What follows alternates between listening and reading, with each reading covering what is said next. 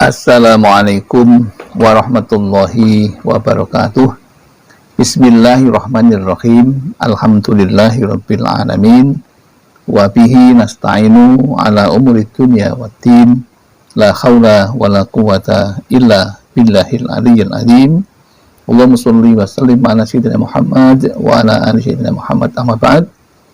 Jamaah Al-Fatih Channel dan sahabat YouTube yang dimuliakan oleh Allah, kami merasa senang bisa bertemu dengan saudara-saudaraku jamaah Al-Fatih dan sahabat YouTube dimanapun Anda berada, semuanya dalam keadaan sehat walafiat, tak kurang suatu apapun.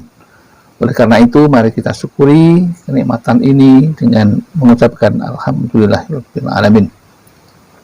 Shalawat dan salam semoga tercurah keharibaan baginda Rasulullah, Nabi yang kita cintai dan kita ikuti sunnah-sunnahnya. Selanjutnya, izinkan kami untuk berbagi kepada saudara-saudaraku para pejuang sholat duha. Itulah temanya, adapun judulnya adalah pahala sholat duha bisa hangus sia-sia dan doa tertolak gara-gara hal sepele ini. Anda perlu waspada. Telah diterangkan dari berbagai hadis Nabi Muhammad SAW bahwa sholat duha mempunyai keutamaan yang sangat besar. Bahkan Nabi menyabdakan bahwa sholat duha itu sholatnya para nabi, para sholihin, para siddiqin, dan para tawabin. Ditinjau dari beberapa sisi, sholat duha itu mempunyai beberapa kebaikan dan keutamaan. Baik dari sisi memohon ampunan, mencari ketentraman hidup, lahir dan batin, sampai pada sisi memohon rezeki kepada Allah Subhanahu wa Ta'ala. Semua itu ada pada keutamaan sholat duha. Permohonan pun jika disampaikan setelah mengamalkan sholat duha, maka sangat dimungkinkan hajat akan mudah dikabulkan oleh Allah Subhanahu wa Ta'ala. Namun ada satu hal yang perlu diwaspadai, bahwa seseorang yang rutin berduha, seketika pahalanya akan hangus sia-sia dan doa akan tertolak jika melakukan hal ini. Lalu hal apakah yang menyebabkan sholat duha yang pahalanya besar sekali menjadi hangus sia-sia dan juga doa menjadi tertolak?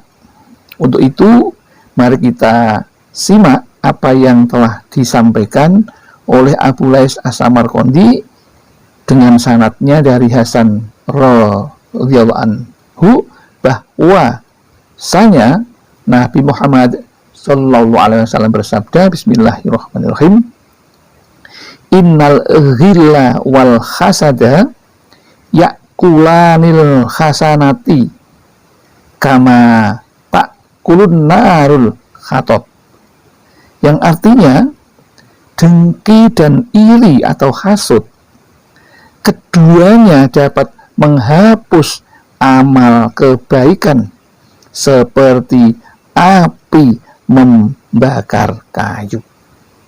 Inilah yang sepele tetapi sungguh sangat mengerikan, karena orang yang sholat duha dengan rajin maka akan terhapus, bahkan tidak hanya sholat duha, tapi semua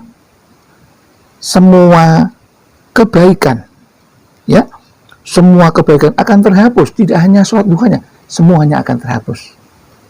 Ini sangat penting untuk dipahami dan diperhatikan agar kita tidak termasuk orang yang merugi seperti itu. Lalu apakah dengki itu sampai seperti itu? Dengki merupakan perasaan tidak senang terhadap nikmat yang diberikan Allah Subhanahu wa Ta'ala kepada orang lain, dan memiliki perasaan agar nikmat tersebut hilang dari orang lain itu. Sungguh jahat sekali. Jadi kalau kita sudah sering berduha, maka hilangkanlah perasaan seperti itu, karena iri dan dengki itu akan menyebabkan semua kebaikan yang kita perbuat ini akan menjadi terbakar hangus seperti terbakarnya kayu dari api. Kemudian Allah juga melarang untuk kita agar menjauhi yang namanya perasaan dengki dan iri atau hasud. Rasulullah Shallallahu Alaihi Wasallam melarang kepada siapapun yang punya sifat pendengki.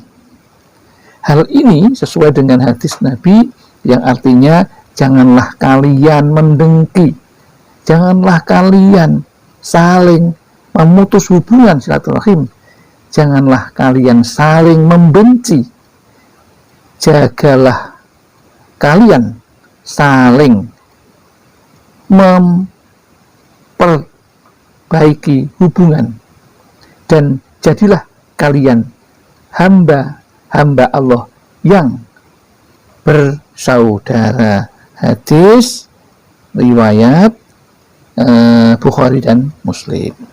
Jadi itulah hal yang sangat berbahaya, meskipun itu sepele tetapi berbahaya bagi kebaikan amal kita. Bahkan ditambahkan, menurut Abu Lais As-Samarqandi ada 3 orang yang doanya ditolak oleh Allah. Yang pertama, yang haram makanannya. Yang kedua, orang yang suka ghibah. Dan yang ketiga, orang yang hasud kepada sesama muslim. Sangat luar biasa. Maka hal inilah penting untuk dipahami. Hilangkanlah sedikit dari sedikit apa yang dinamakan rasa iri dan dengki di hati kita, agar tidak merusak kebaikan-kebaikan yang sudah kita kerjakan. Demikian yang dapat kami sampaikan. Mudah-mudahan ada manfaatnya. Ada kesalahan, kekhilafan, kami mohon maaf yang setulus-tulusnya. Akhirul kalam, billahi taufiq wal hidayah wal barakah. Assalamualaikum warahmatullahi wabarakatuh.